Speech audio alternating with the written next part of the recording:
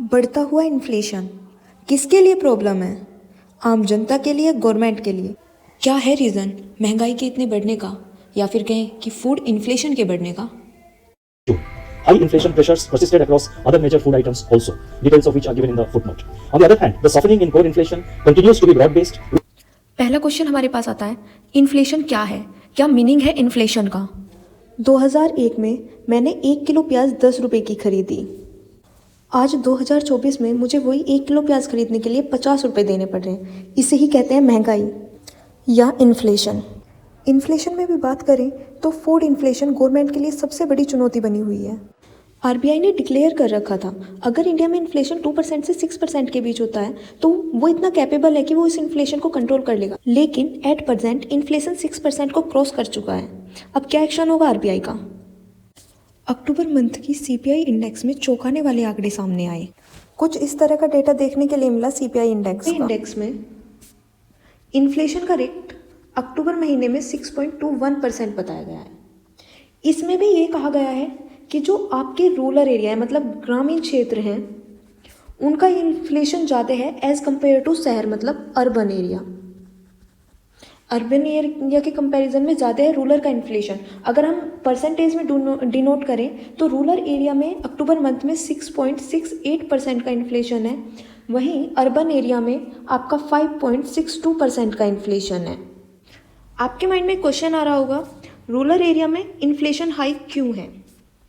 तो इसका आंसर देने के लिए मैं आपको एक छोटा सा सिनेरियो बताना चाहूँगी।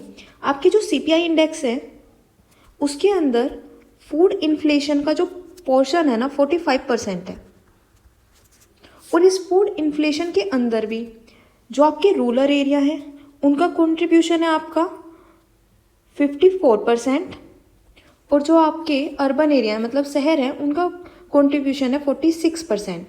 इसलिए फूड इन्फ्लेशन से हमारा इन्फ्लेशन हाई हो रहा है, मेन कारण फूड इन्फ्लेशन है। और उस फूड इन्फ्लेशन में रूरल एरिया का पार्टीशन ज़्यादा होने के कारण हमारे इन्फ्लेशन रूरल एरिया में अर्बन एरिया के कंपैरिजन में ज़्यादा हो रहा है।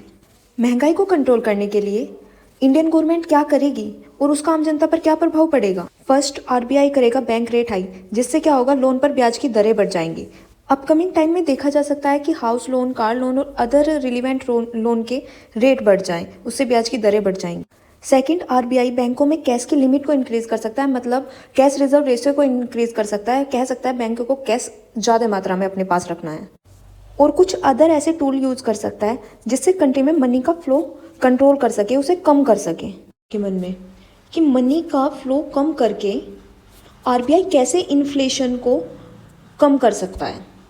तो सिंपल सा है, इन्फ्लेशन कनेक्ट करता है मनी से। अगर किसी चीज़ का प्राइस बढ़ रहा है इसका मतलब इन्फ्लेशन हो रहा है, प्राइस बढ़ना इन्फ्लेशन है। अब अगर प्राइस कब बढ़ेगा?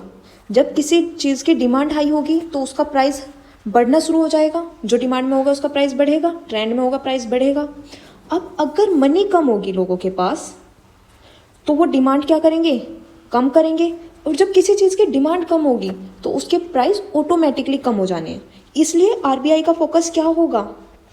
मनी के फ्लो को कम करना। और ये हम आने वाली मॉनेटरी पॉलिसी में देखेंगे कि आरबीआई क्या स्टैंड लेगा इसके लिए। द हिंदू के आर्टिकल में देख सकते हैं, पिछले 5 साल में इस साल सबसे ज़्यादा प्राइस रहा है वेजिटेबल्स का। जून मंथ में हैवी मानसून के कारण सब्जी की फसलों पे बहुत बुरा इम्पैक्ट पड़ रहा था, जिससे उनका प्रोडक्शन बहुत कम हो चुका था, बहुत फसल खराब हो चुकी थी। मार्केट में सब्जियों की सप्लाई कम होने के कारण उनके प्राइस जून से ही बढ़ने शुरू हो गए थे, और वो अब तक हम कंट्रोल नहीं कर पाए। और अब प्रॉब्लम इतनी ज़्यादा बढ़ चुकी है कि वो आरबीआई के कंट्रोल से बाहर जा रही है। आरबीआई की लिमिट क्रॉस कर चुका है इन्फ्लेशन। फूड में भी स्पेसिफाइड कैटेगरी की बात की जाए तो प्याज, आलू और कच्चा तेल का प्राइस सबसे ज़्यादा बढ़ रहा है। कच्चे तेल के प्राइस पे इंटरनेशनल एक्टिविटीज़ का इफेक्ट पड़ रहा है। वहीं अगर वेजिटेबल की बात करी जाए तो वेजिटेबल में पास्ट में हुए मानसून और as well as other activities का इफेक्ट पड़ रहा है। हर पर्सन के माइंड में एक ही क्वेश्चन है कि इंडियन गवर्नमेंट इन्फ्लेशन के रिगार्डिंग क्या एक्शन लेगी। आरबीआई अपनी अपकमिंग मॉनेटरी पॉलिसी में किस इंस्ट्रूमेंट को इंट्रोड्यूस करेगा ताकि वह इन्फ्लेशन को कंट्रोल कर सके? लेकिन जनरल पब्लिक को भी चाहिए कि वो फूड का वेस्ट कम करे। गवर्नमेंट जो करेगी वो करेगी, लेकिन अगर हम सपोर्ट नहीं करने के ना तो कुछ नहीं हो सकता, क्योंकि फूड क्राइसिस इंडिया की प्रॉब्लम नहीं है, ग्लोबली प्रॉब्लम है। मैं आपको कुछ आर्टिकल दिखाना चाहूँगी जिसमें ग्लोबली ये कहा गया है कि food crisis a major problem. Money control website से ये आर्टिकल लिया गया है जिसमें क्लियर लिखा है food crisis globally major problem बन चुका है, तो इसके लिए इनिशिएटिव स्टार्ट करना सबसे ज़्यादा ज़रूरी है। आज हमने डिस्कस करे फूड इन्फ्लेशन के इंक्रीज होने के रीज़न, इन्फ्लेशन क्या होता है और ऐसे ही कुछ टॉपिक। अगर आपको वीडियो अच्छी लगी हो तो वीडियो को शेयर करें और चैनल को सब्सक्राइब करना ना भूलें।